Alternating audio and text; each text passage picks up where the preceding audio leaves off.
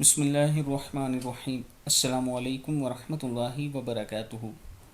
عابد راج channel کی طرف سے آج میں اپنے تمام چاہنے والوں کو رسول اللہ صلی اللہ علیہ وآلہ وسلم کا ایک فرمان سناؤں گا۔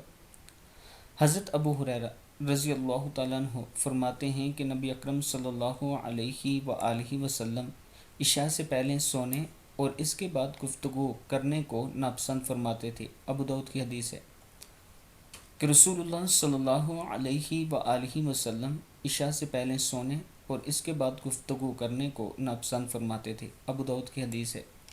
آج کل ہمارے ہر گھر کا یہی معمول بنا ہوا ہے کہ رات دیر تک بیٹھ کر باتیں کرنا اور صبح کی نماز بھی قضا کر دینا۔ اللہ تعالی ہم سب کو ایسے برے عمل سے دور رکھے اور اللہ تعالی ہم سب کو خاتم النبیین حضرت محمد صلی اللہ علیہ وآلہ وسلم کے فرمان پر عمل کرنے کی توفیق دے۔ السلام علیکم ورحمۃ اللہ وبرکاتہ۔